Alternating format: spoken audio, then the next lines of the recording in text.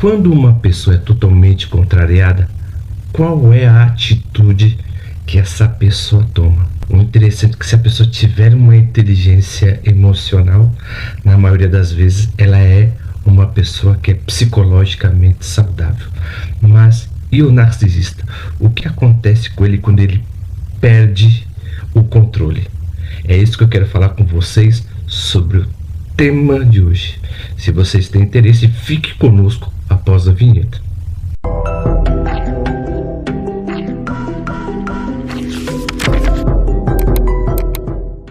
O interessante é que quando nos relacionamos, na maioria das vezes, sempre conhecemos pessoas que muitas vezes, por exemplo, que gostamos até e nos contraria, né?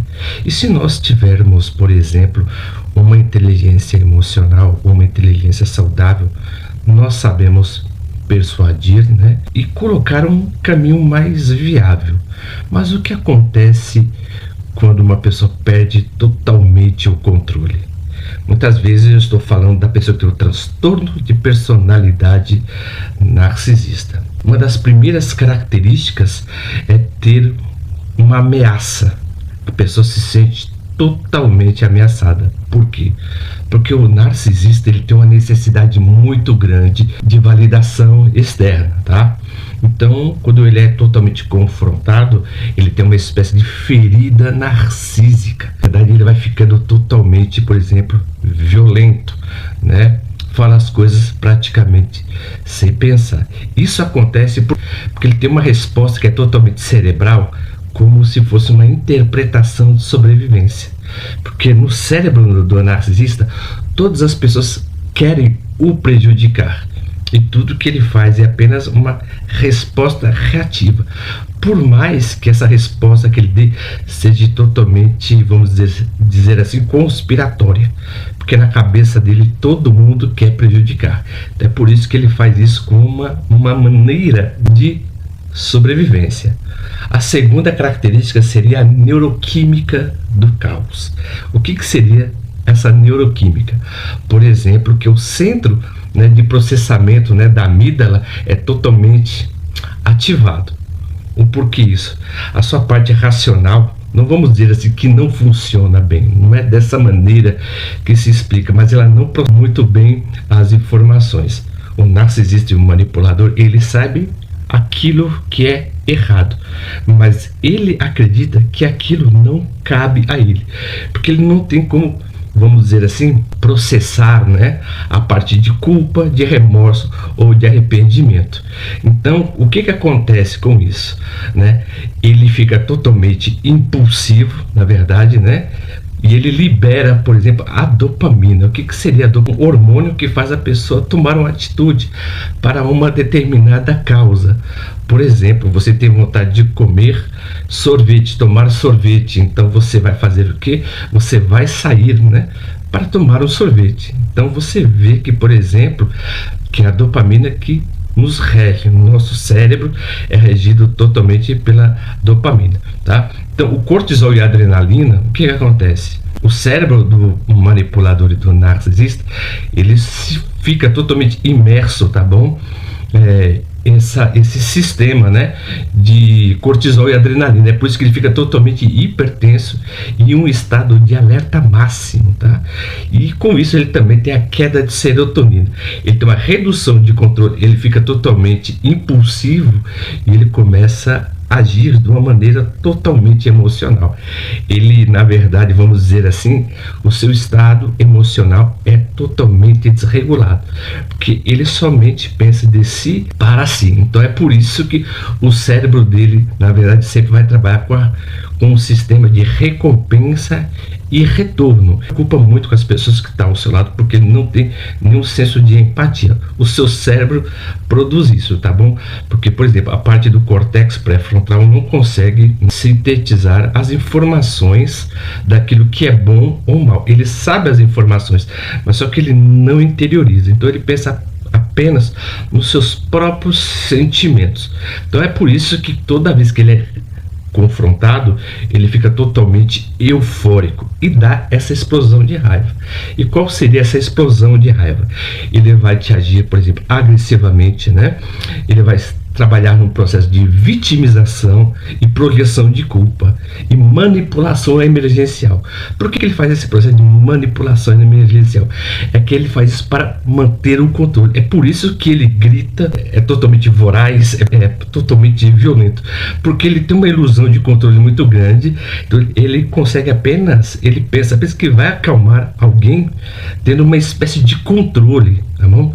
Porque ele não tem controle sobre si, que já é uma ilusão. Ninguém tem controle sobre a sua própria vontade, quanto mais um narcisista, um manipulador, em relação ao outro. Então, por exemplo, quando ele se sente totalmente ameaçado, ele sempre vai gritar, brigar. Para quê?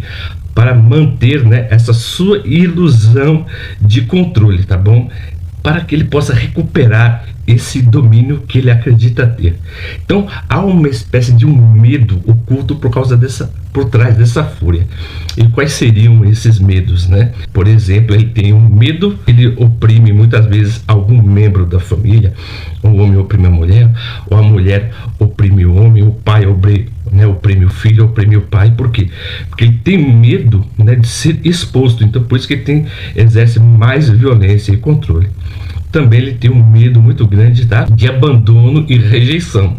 É por isso que o controle para o narcisista e para o manipulador se estabelece mediante a opressão e a violência, e também a fuga da vergonha. Por quê?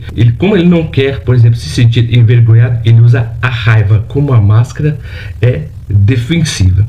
Mas antes quero perguntar para vocês, se vocês estiverem gostando do nosso tema, né, que nós estamos abordando hoje, por gentileza, se inscrevam no nosso canal, aperte o botão das notificações, dê um joinha e comentem, tá? Porque o seu comentário é muito importante para o nosso canal, tá bom? Então, sem mais delongas, eu quero continuar, por exemplo, falando quais são os padrões tóxicos após essa crise. E quais seriam esses padrões tóxicos? Isso eu falo para vocês, que ele acredita que tem uma espécie, por exemplo, de controle sobre as pessoas. E ele tem, mas só que é mediante o medo, é totalmente projetivo. E quais são esses padrões tóxicos? Por exemplo, ele vai voltar a ter gaslight, né? Ele sempre vai colocar a sua percepção da realidade em xeque-mate. Ele sempre também, após essa briga, ele vai ficar com o ego totalmente ferido. Então ele vai ficar com essa espécie de silêncio que é totalmente punitivo, para que ele possa manter o controle. A desvalorização. Então você vê que quando ele fica calmo, ele volta para esse ciclo, tá bom? Ele fica, por exemplo, reestruturando a sua pseudo, né, vamos dizer assim, fantasia de controle. Ele tem um controle, praticamente ele tem um controle, mas não é um controle real, porque ele mesmo está, né, perdido, né, dentro da sua própria mentalidade, dentro do seu próprio transtorno.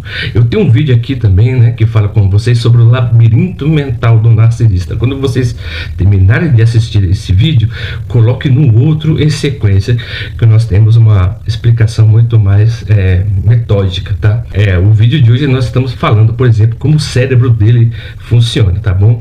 Então, por exemplo, esse foi o tema de hoje, tá? Do qual que eu elaborei com vocês, até. Me perdoe pelo gaguejar, tá bom? Como o cérebro do narcisista trabalha. Ele sempre trabalha mediante a raiva, e o medo é a mãe de todos os sentimentos. É o medo que faz você avançar, é o medo que faz você, por exemplo, ir para frente, porque ele é um mecanismo de defesa. Mas como o cérebro do narcisista trabalha de uma maneira totalmente diferente, ele vê tudo como uma ameaça e ele não consegue ponderar os prós e os contras, tá bom? Dentro desse contexto. É por isso que ele sempre se sente ameaçado, e é uma pessoa que vive constantemente com raiva, porque ele é uma pessoa praticamente infeliz, e com medo, porque o derrube. É por isso que ele tem o costume, tá, de derrubar todas as pessoas, mesmo antes dele cair. Se vocês gostaram do tema de hoje, ficaram conosco até o final, por gentileza, se inscrevam no nosso canal, aperte o botão das notificações e dê um joinha. E como sempre, mais uma vez, eu agradeço o carinho e a atenção de todos que ficaram conosco até o final desse vídeo, e até a próxima.